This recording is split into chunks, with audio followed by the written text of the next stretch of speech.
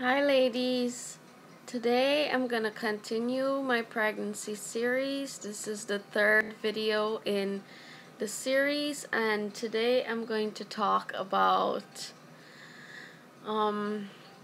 what really happens after you have a baby, okay? And I want to make this really short.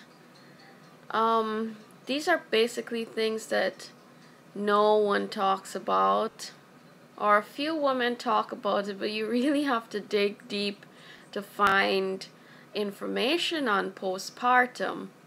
Everyone's looking forward to the baby, and this is your bundle of joy, and then no one cares about mom after that, okay? So for you women that are expecting a baby and that are planning on having children, you should know what happens after that and ways that you can prepare for after that, okay? So first thing I'm gonna talk about is the difference between having one child and having children after your first child. It is different. Postpartum recovery is different in that sense that when you have one child, your body has a good memory of the way it used to be. Sometimes it bounces right back to the way it used to be, which is why you see a lot of women with these photos of them looking great before and great after. They probably had their first child, okay? And the muscles remember how to slink back to the way they used to be. The recovery is not as harsh because their body just adjusted to having one baby. It has not had to deal with the stresses of changing multiple times. And after you had more than one child, you notice that things get a little bit further than they used to be, and you have to try harder and be smart about the way you eat and the way you train your body and the way you treat your body, or things can just go haywire, okay? So also the recovery process after you had multiple children gets a lot harsher as time progresses with each consecutive child, okay? So you need to start more than delivery. I would say delivering a baby doesn't take much, contrary to popular belief. You see all these videos of what's in my hospital bag, what's in this bag, what's in that bag. When I had my first pregnancy, I was all about that. It was exciting, and I'm not saying you should not enjoy that. That's the joy of having your first child. You get to do all the things and be all fancy, but truth of the matter is, a lot of the things that you buy you're not going to use, and a lot of the things that you have for baby's going to grow out of that in the blink of an eye. Especially if you're buying newborn items, that's going to be gone in like 2.5 months. That baby's going to be into 0 to 3 month clothes before you know it. So a lot of these things you don't really need, and you spend money where you should be focusing on what you're gonna need after you give birth, especially for people that do not have help at home. For me, I didn't have any family near me. I didn't have any friends near me, and I still don't. I have one friend in Dallas, but she's expecting her baby too, so we might just hold hands and have babies. I'm joking if you're looking at this, girl. But you know, most times you leave and cleave with your husband, and then you're far away from any help. And I'm gonna try to help you to prepare if you're in that situation like me, okay? So you gotta get everything planned. The first thing I'm gonna say is before postpartum, like when you're about to have your baby, starting around 28 weeks to 30, whatever you want to continue, you need to get your meals ready. Freezer meals. Don't go for the cookie cutter freezer meals. Be creative. Do things that you like to eat. And spend money on not only baby. Baby needs things, yes, but baby does not need a lot of things. For birthing a baby, you do not need a lot of things. You need just enough to be comfortable. You don't need a whole playground. You don't need a play gym. I've seen first time moms, they got all sorts of toys and stuff everywhere. Definitely not necessary, especially if you're gonna spend your time with your baby. You don't need all that, okay? What happens after postpartum? What happens after you have a baby? After birth, labor, and delivery. Your body, if you're a first time mom, your body is gonna be tired. You're going to need sustenance. You're gonna need meals that are healthy, that you can that can easily be, if you have a your husband near you, it should be so easy. They just take it out to the fridge, heat it up, and give it to you. You don't want to jump back into rigorous exercise. I can tell you, after I had the twins, my first pregnancy, I tried going to the gym and lifting weights after 6 weeks. That didn't work out. I hurt myself. Not in a way that I had to go to the hospital to fix anything, but I knew that my insides were hurt. Like I could feel my stomach. I could feel my muscles just saying no, no. So you need rest after a pregnancy. You need to rest as much as you can, at least for that 2 weeks undisturbed. After that, you could try doing whatever you want to do. You're just gonna be sore everywhere. Down there, it's gonna be a mess. You're gonna be bleeding heavily for about 2 to 3 days if it's your first child, and you're gonna wanna have things in place like a postpartum kit, and I'm gonna show you what I put in my postpartum kit sometime in future. You know, you're gonna need to prepare yourself mentally for things like little rashes that the baby's gonna get. You know, don't freak out. You need to, part of being a mom, a new mom, is to just learn how to remain calm in every situation.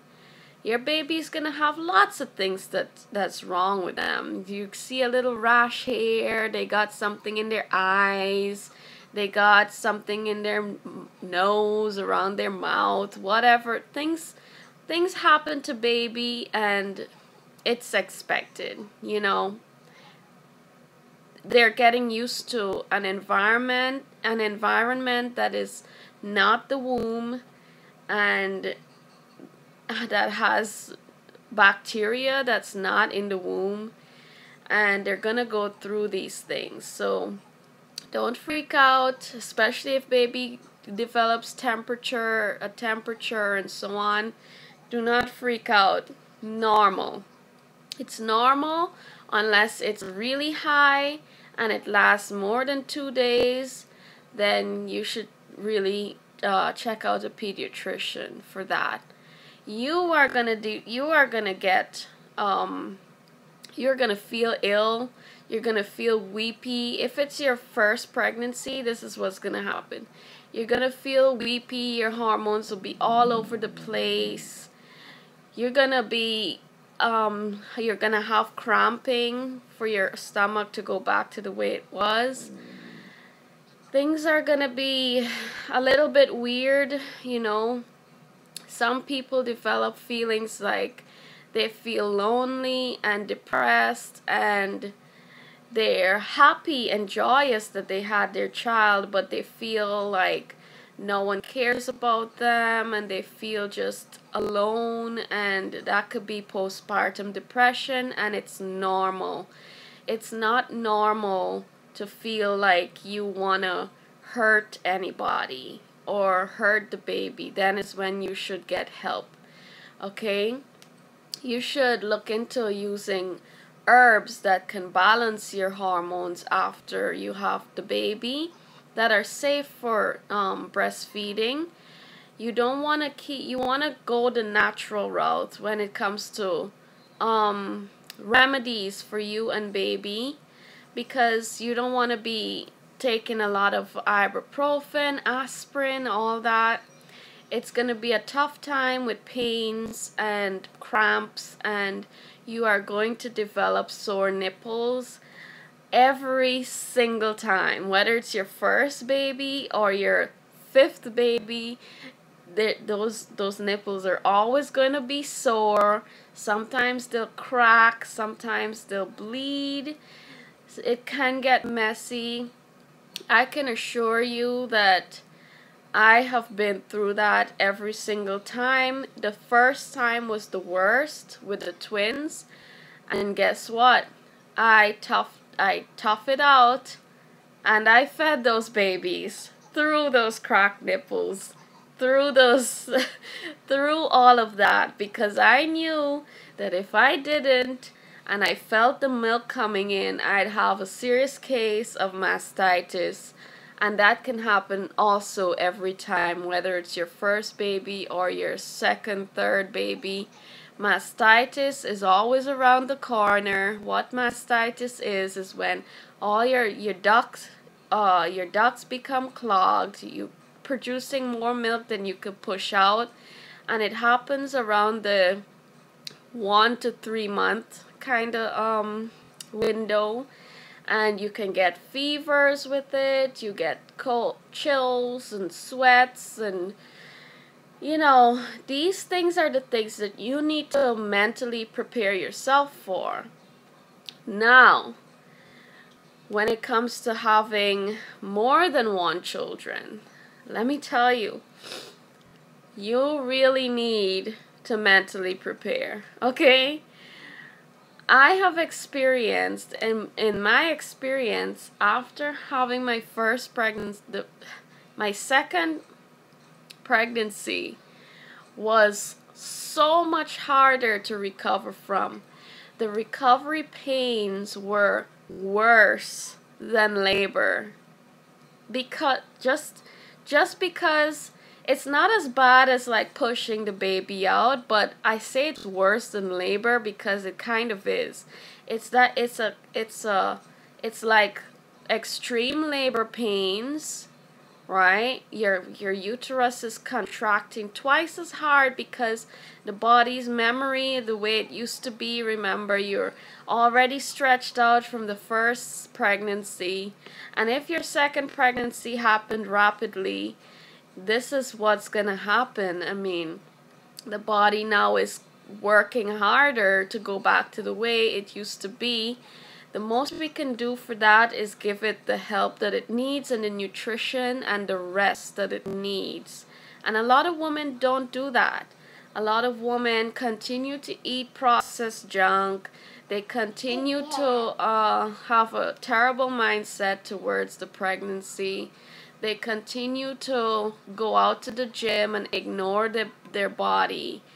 and what their body needs, and that's why it gets a lot harder, a lot worse, and it's a lot harder to go back to the way things used to be. Okay? It is like extreme labor pains that bring you to your knees every couple hours. First, it happened every few minutes for about 2 to 4 days, and then it happened every couple hours after that. And I was having those cramps, those extreme pains, those knee crippling pains. Like, I don't know how to explain it. And it's not like anything good's gonna come out of it, because your baby's already born. So you're having these pains as if you're gonna get another baby. There's nothing that's gonna come out, and you know it, and you just want it to end now. Is how it felt. So I don't want to scare you, but these are things that women do not tell each other. You don't tell each other these things, and I encourage you veteran moms to share your knowledge. You think you don't have knowledge, you have a lot to share with other women that have not been through a lot of the things that you have. And that's what I'm trying to do right now, to help those ladies out there, because I know that I had to figure it out myself, so the recovery was a lot harsher with my second pregnancy, and now I am conditioned. I've made up my mind, and I am going head on with my third pregnancy, because I know what to expect. And I've had the best diet that I've had with other pregnancies, and I've had the best, I've pretty much had a really good pregnancy. So I am expecting that my body will function the way it should and get over it quickly with the way that I have been doing things. And you're gonna need,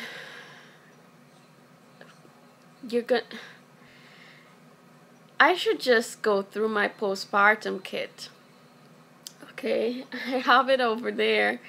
But basically, you're going to want to be prepared for these pains, and you're going to want to have everything under control before all of this happens, because it's going to be hard, okay?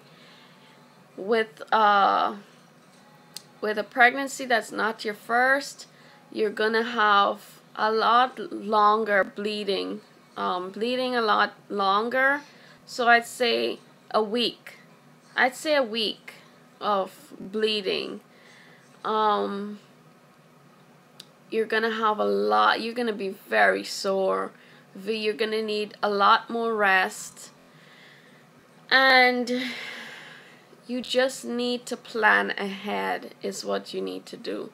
A lot of people, all they plan for is labor and delivery, and after that there is no plan. Well, I'm telling you, after the baby is the most important part, taking care of you so that you can take care of baby, especially when baby decides not to sleep at night. Okay, you need to be smart and be prepared for those things, and the only way you can do that is to plan ahead, get things in place as much as you can, starting from about 25 to 28 weeks. Figure out what you're gonna do and what you're gonna need.